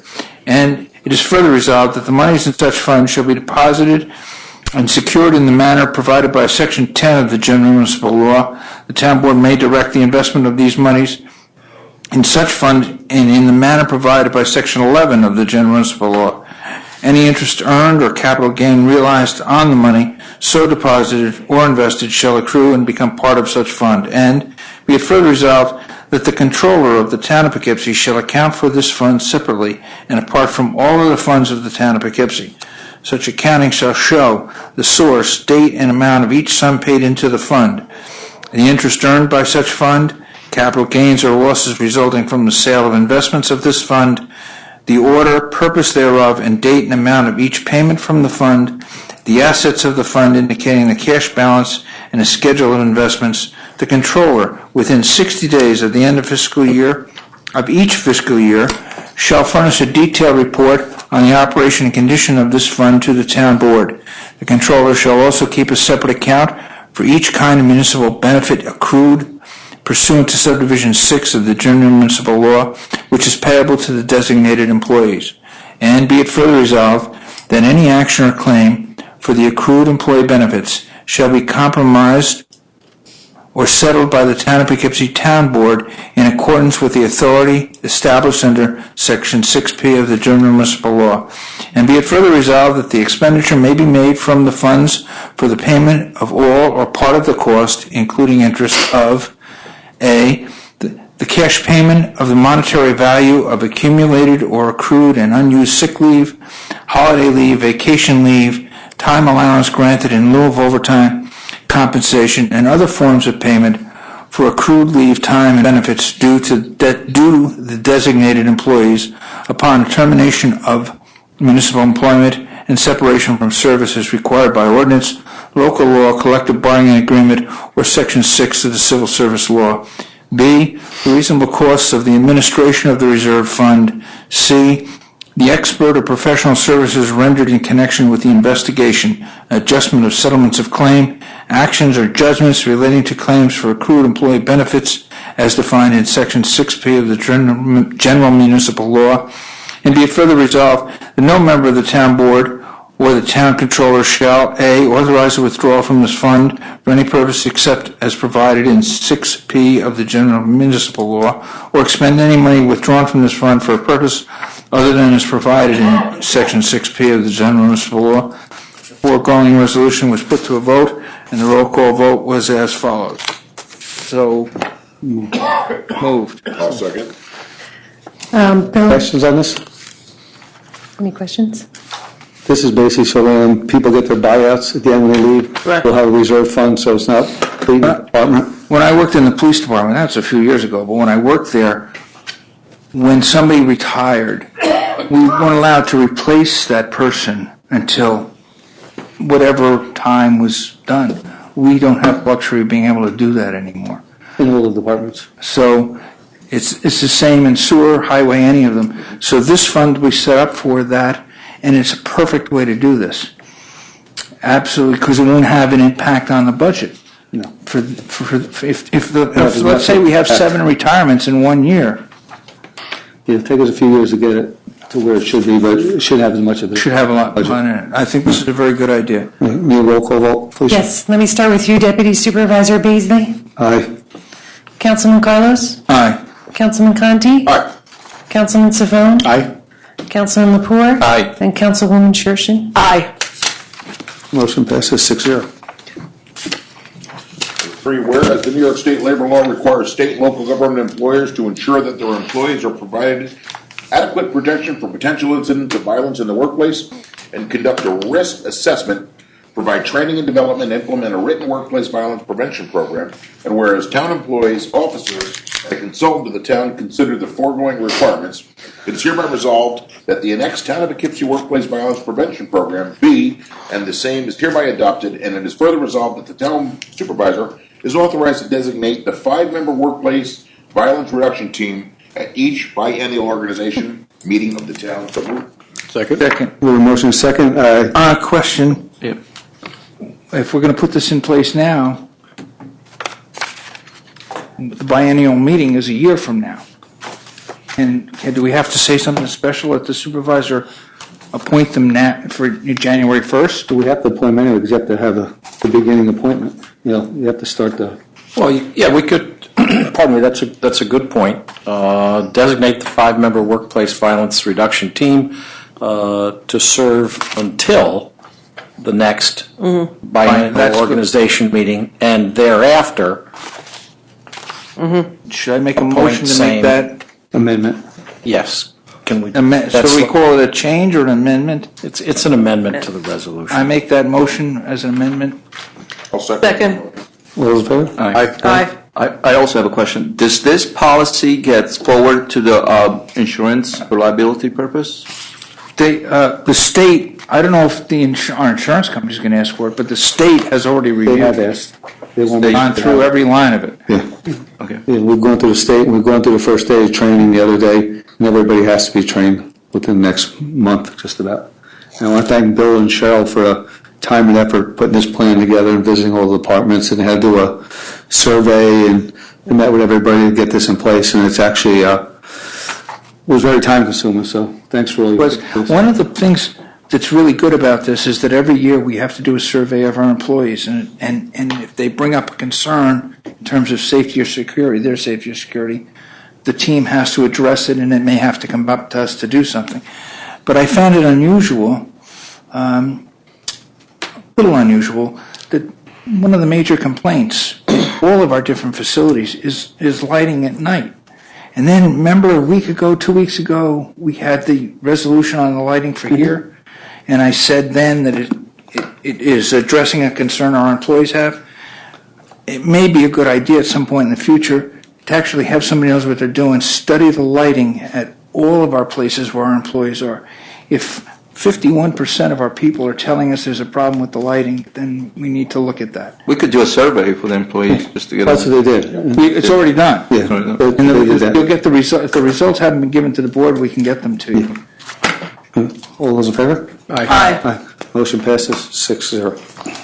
Be resolved, Town Board, Town of Poughkeepsie is hereby authorize the Deputy Supervisor to execute a license agreement with the Washington Hollow Rod and Gun Club Incorporated for the use by the Town of Poughkeepsie Police Department for target practice for the annual fee of $2,000, which agreement shall be in effect from January 2nd, 2017 through December 31st, 2017. So moved. Second. We have motion second. Any questions on this? All those in favor? Aye. Motion passes 6-0. Be resolved that the town board, Town of Poughkeepsie, does hereby notify the 2016 budget, persuade the attached budgetary transfer request submitted by the controller to allow purchase of 4 WatchGuard 4RE Vista in-dash car camera system, 2 Ford Police Interceptor, a WD SUV, and 3 ProGuard prisoner transport system for the police department as follow. From B3120-0461 telephone, $21,978. B3120-0432 gas and oil, $62,125.20. B3310-0481 contracted services, $7,433. 2. B3120-0211 other equipment, $21,978. B3120-0203 motor vehicles, $62,125.20. B3120-0441 repairs and maintenance auto, $7,433. So moved. Second. We have motion second. Any questions on this one? All those in favor? Aye. Motion passes 6-0. Whereas by Resolution 12-3, Number 8 of 2014, the Town Board of the Town of Poughkeepsie approved the execution of an intermunicipality agreement with the County of Dutchess to participate in a regional county highway snow and ice control program, which in the boundaries of the town, and whereas the county has forwarded a new intermunicipal agreement pilot program for snow removal starting January 1st, 2017, that would pay per mile and eliminate a significant amount of tedious paperwork. Now therefore be it resolved that the Deputy Supervisor is authorized to execute an intermunicipal agreement, IMA, with the county for the town's participation in the program, and the Highway Superintendent Pfeiffer is hereby authorized to perform such work and to receive the materials and payment, therefore as outlined in the Annex IMA during the winter season of 2017, and be further resolved that this is a type 2 action requiring no secret review. So moved. Second. Motion is second. Any questions on this one? All those in favor? Aye. Motion passes 6-0. Be it resolved, the Town Board of Town of Poughkeepsie is hereby acknowledges that the Town of Poughkeepsie Planning Board is acting as secret lead agency. Paperwork can be found in the Town Clerk's office for a project known as Hudson Valley Federal Credit Union, 2373 South Road, Poughkeepsie, New York. Tax parcel number 6160-038-048168 and 031173. So moved. Second. Yeah, I'd like to bring up that this is also Capola's on the corner, which is a significant historic structure, which unfortunately has been severely cannibalized by the restaurants that were in there, so there's not really much left of the original building that was an inn from the mid-1750s. So it's a very old structure, and we're really hoping that the developers and the credit union push as hard as possible to build a unique branch bank there that reflects the true character and what the original appearance was. So we're really encouraging them, just like we're encouraging Hudson Heritage, we're encouraging them too, because people love historic houses, especially historic houses they don't have to pay to enter. And the credit union's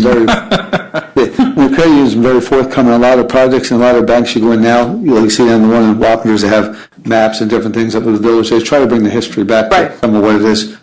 They've been pretty good so far, but we can always push a little harder. Yeah, there's a few things that the Historic Preservation Commission is going to meet with them about, that we've asked for some changes, and they've said they really don't think they can incorporate it, but we're going to encourage them to try a little bit harder and push the creativity. Yeah.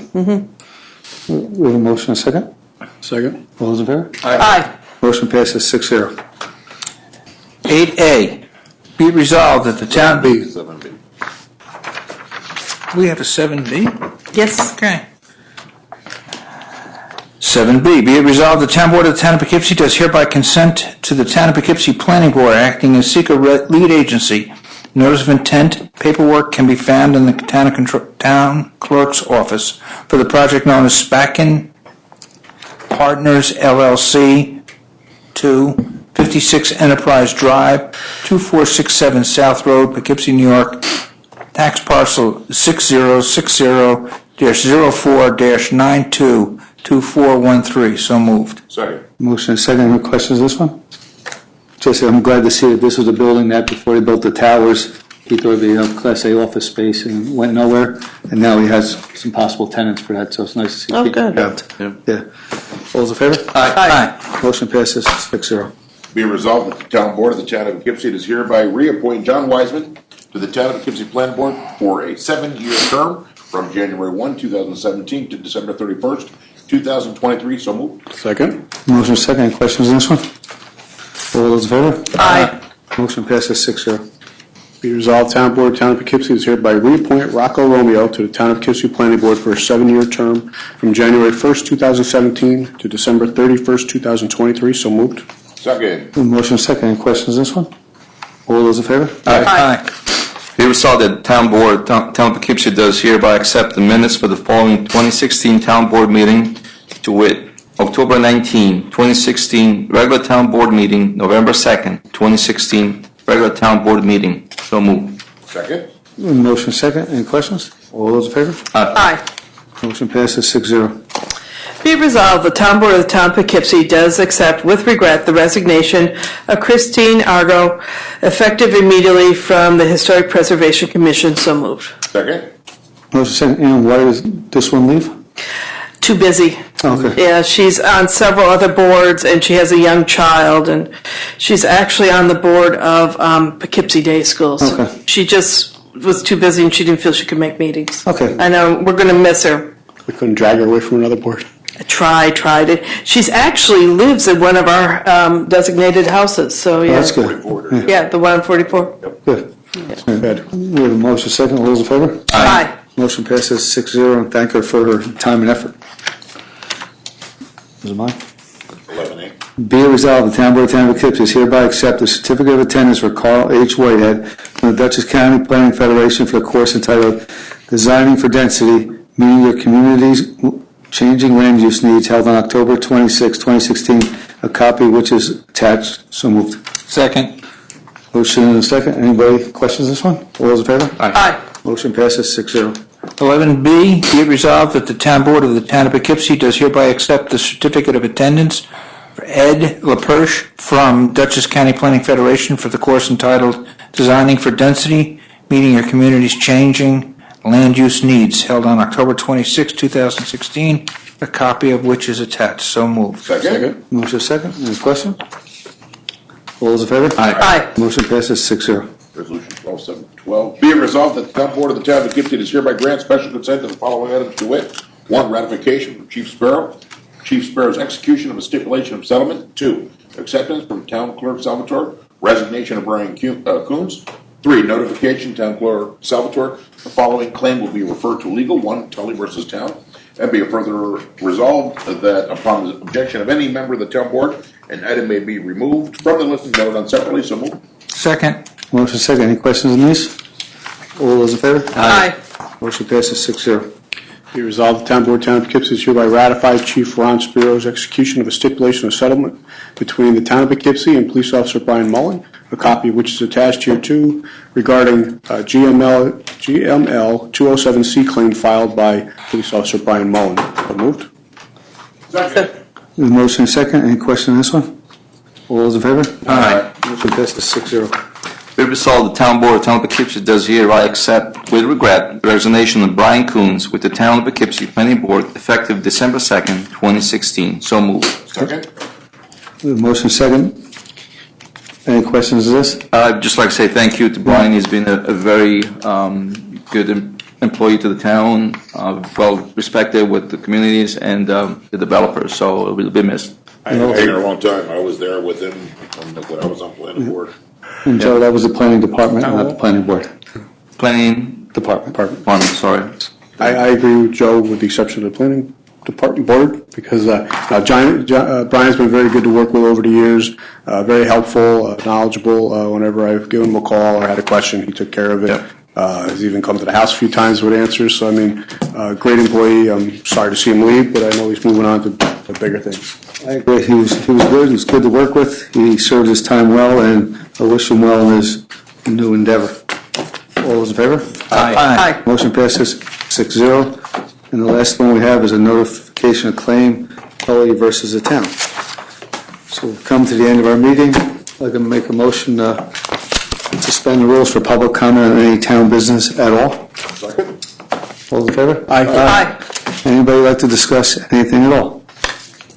If not, I make a motion to resume the rules. Nobody? Second. All right. Make a motion, Terminate the meeting?